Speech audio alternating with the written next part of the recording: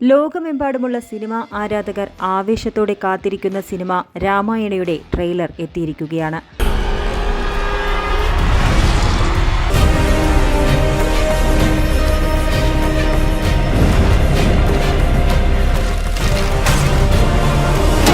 നാല് മിനിറ്റിൽ അധികം വരുന്ന ട്രെയിലർ ഈ ബ്രഹ്മാണ്ഡ സിനിമയുടെ ദൃശ്യവിരുന്നിന്റെ ക്വാളിറ്റി തെളിയിക്കുന്ന രീതിയിൽ തന്നെയാണ് ഒരുക്കിയിരിക്കുന്നതും.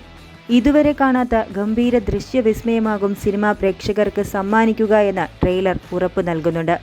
ഇന്ത്യൻ സിനിമ കണ്ട ഏറ്റവും വലിയ താരനിരയാണ് ഈ ഇതിഹാസ സിനിമയ്ക്കായി അണിനിരക്കുന്നത്. രാമനായി രൺബീർ കപൂറും സീതയായി സായി പല്ലവിയുമാണ് എത്തുന്നത്. രാവണനായി മാസ് പരിവേഷത്തിലെത്തുന്ന യാഷിന്റെ സ്ക്രീൻ പ്രസൻസും എടുത്തു പറയേണ്ടതാണ്. ശരിക്കും പറഞ്ഞാൽ ട്രെയിലർ ഇറങ്ങിയതു മുതൽ യാഷിന്റെ രാവണനാണ് കയ്യടികളേറെയും ലഭിക്കുന്നത്. മലയാളികളുടെ പ്രിയനടി ശോഭന ഈ സിനിമയിൽ വേഷമിടുന്നു എന്നതാണ് മലയാളികൾക്കുള്ള മറ്റൊരു പ്രധാന ആകർഷണം. സണ്ണി ഡിയോളാണ് ഹനുമാനായി എത്തുന്നത്. പണ്ട് ടെലിവിഷനിൽ രാമായണ പരമ്പരയിൽ ശ്രീരാമനായി എത്തി ജനഹൃദയങ്ങളിൽ സ്ഥാനം പിടിച്ച അരുൺ ഗോവിൽ ദശരഥ മഹാരാജാവായി നമിത് മൽഹോത്രയുടെ രാമായണത്തിൽ തിരിച്ചെത്തുന്നുണ്ട്. ചിത്രത്തിന്റെ ഔദ്യോഗിക ട്രെയിലർ മലയാളം, ഹിന്ദി, കന്നഡ, തെലുങ്ക്, തമിഴ് എന്നീ 5 ഭാഷകളിലായാണ് അണിയറ പ്രവർത്തകർ പുറത്തുവിട്ടിരിക്കുന്നത്. നിതീഷ് തിവാരി സംവിധാനം ചെയ്യുന്ന ഈ ചിത്രം നമിത് മൽഹോത്രയുടെ പ്രൈം ഫോക്കസ് സ്റ്റുഡിയോസും 8 തവണ ഓസ്കാർ പുരസ്കാരം നേടിയ പ്രമുഖ വിഷ്വൽ ഇഫക്ട്സ് സ്റ്റുഡിയോ ആയ DNEGയും യാഷിന്റെ മോൺസ്റ്റർ മൈൻഡ് ക്രിയേഷൻസും സംയുക്തമായി ചേർന്നാണ് നിർമ്മിക്കുന്നത്.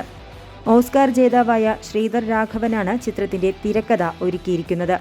അതുപോലെ തന്നെ ഓസ്കാർ ജേതാക്കളായ സംഗീത ഇതിഹാസങ്ങൾ ഹാൻസ് സിമ്മറും AR റഹ്മാനും ആദ്യമായി ഒന്നിക്കുന്നു എന്നതാണ് ഈ ചിത്രത്തിന്റെ മറ്റൊരു ഇൻട്രസ്റ്റിംഗ് ഫാക്ടർ.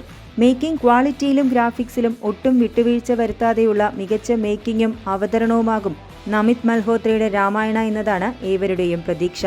അത്രയും വലിയ ബജറ്റിലും ക്യാൻവാസിലുമാണ് സിനിമ ഒരുങ്ങുന്നത്. 2 ഭാഗങ്ങളായി ഒരുങ്ങുന്ന രാമായണയ്ക്ക് ഏതാണ്ട് 4000 കോടിയുടെ ബഡ്ജറ്റാണെന്നാണ് റിപ്പോർട്ടുകൾ പറയുന്നത്. 2026 ദീപാവലി റിലീസായി ആഗോളതലത്തിൽ രാമായണ തിയേറ്ററുകളിലെത്തും.